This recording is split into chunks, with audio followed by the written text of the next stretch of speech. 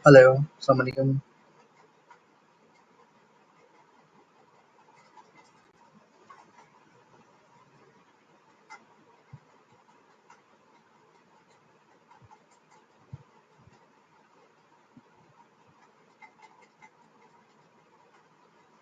Yeah, it's working. Yasmin, Shafat here.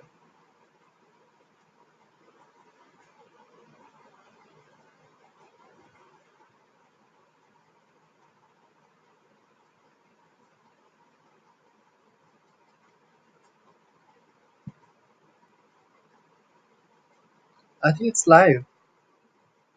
Yeah, on Facebook, it's live. Yeah, you can check it out. No, I think it's live on Facebook. Yeah,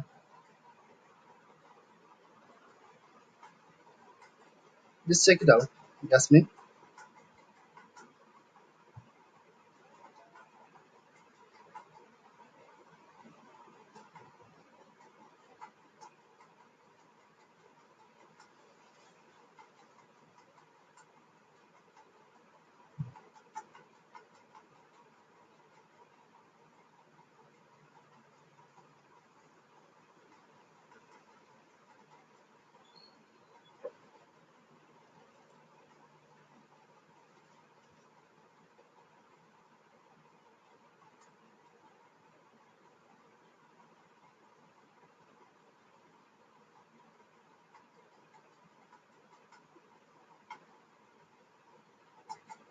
Oh, that's great. Should I start?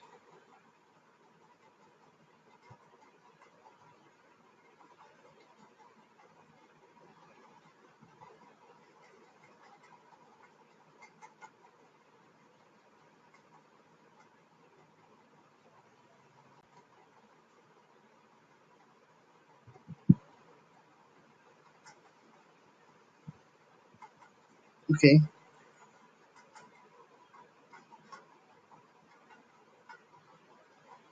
So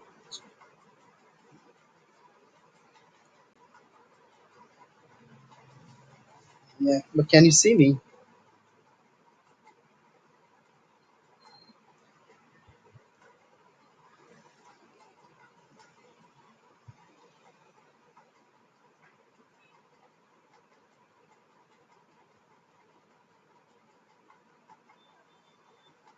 All right, all right.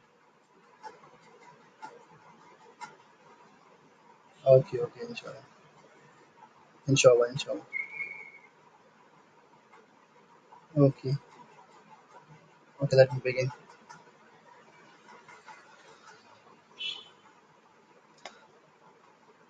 Assalamu alaikum, guys. This is Shafat from Indian occupied Kashmir. Uh, I'm doing my masters. I did my masters from here in Delhi. Now I'm a research assistant at Jawaharlal Nehru University. Uh, it's been so nice and so kind of Yasmin as she told me to speak on an issue that's like burning and that's like has been burning for the last 70 years.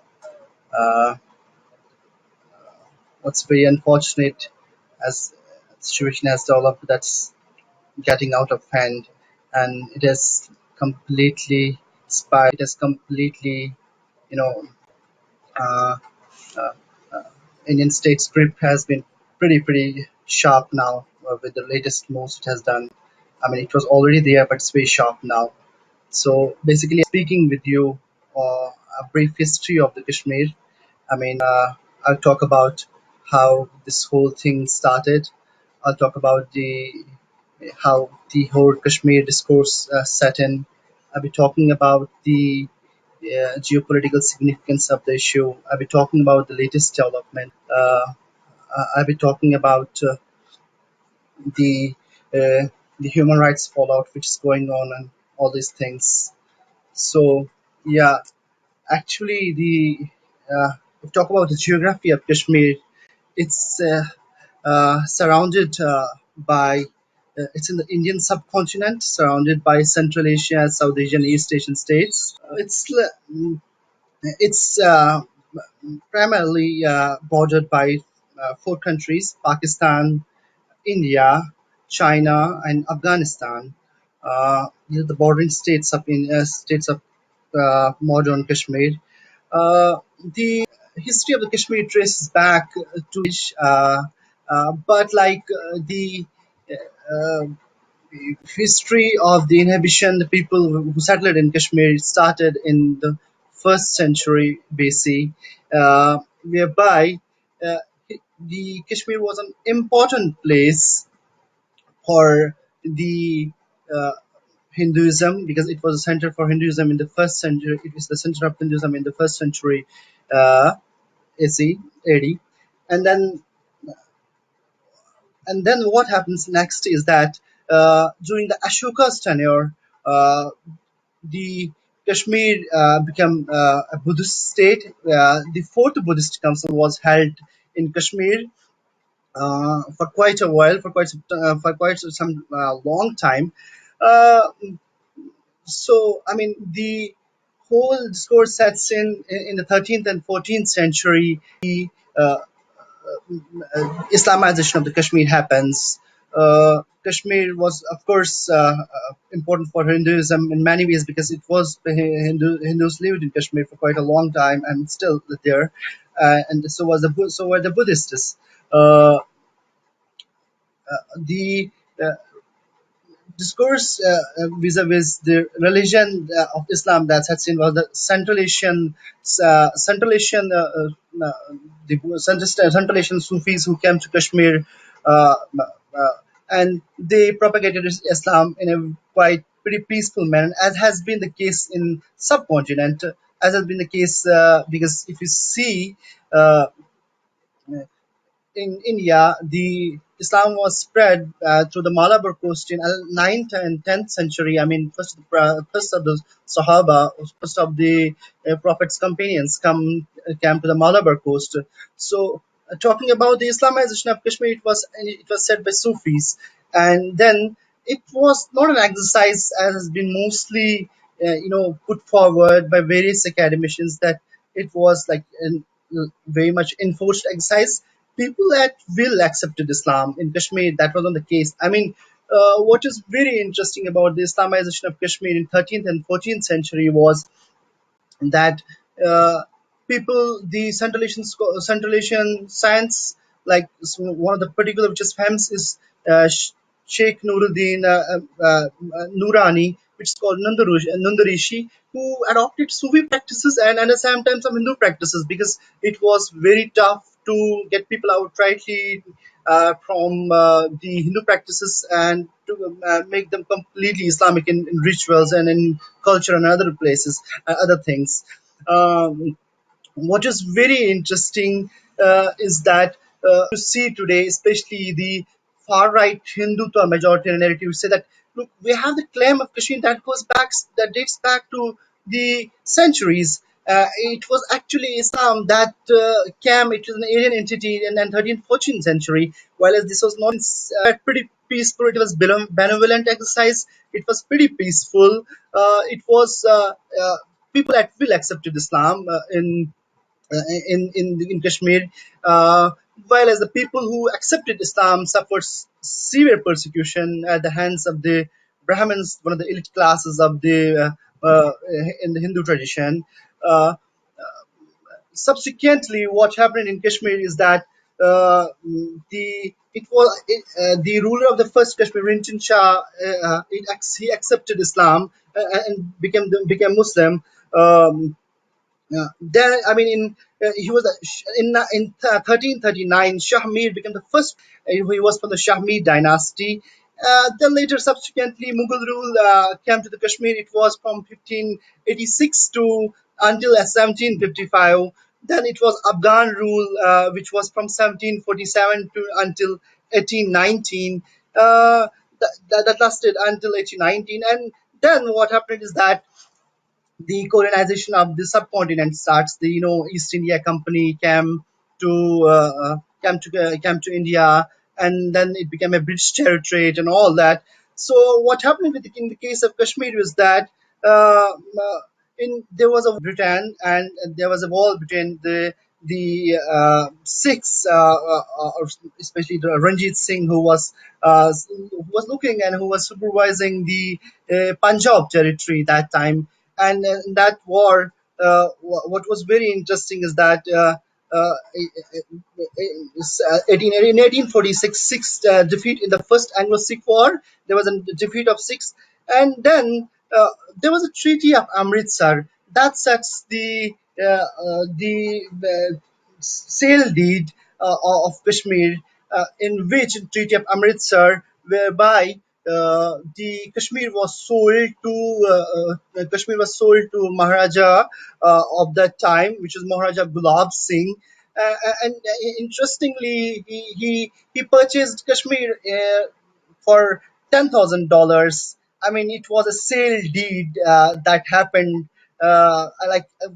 Kashmiris, including their land, was sold to Maharaja Gulab Singh, who ruled Kashmir for quite from 150 years. The coming time, who was there for quite a long time, a rule which was pretty despotic, a rule pretty which was tyrannical, a rule which was completely against Muslims for quite a long time. So Muslims became pretty much trapped into that rule of the region. Uh, Allama Iqbal, who was the philosopher, poet of the subcontinent, he has an interesting assertion on the sale deed which happened between Maharaja Gulab Singh and the Britain. Was that he says in a couplet about Kashmir when it was sold, that their fields, their crops, their streams, even the peasants in the vale, they sold all. Alas, how cheap was the sale! That was the irony of the time. So if Muslims of Kashmir and the Muslim subjects of Kashmir were so sold very very cheaply to the Maharaja rather than Maharaja Gulab Singh. uh, and the point was that, like, the ruler was uh, very vicious in his rule for quite a long time. The Muslim consciousness that developed in Kashmir was in 20th century. It was mostly with the advent of, like, the some of the people who went into different parts of Kashmir and different parts of India, where a bit of a Muslim consciousness was developed, and they came back and they tried to resist this rule for quite some time. For quite some time. Uh,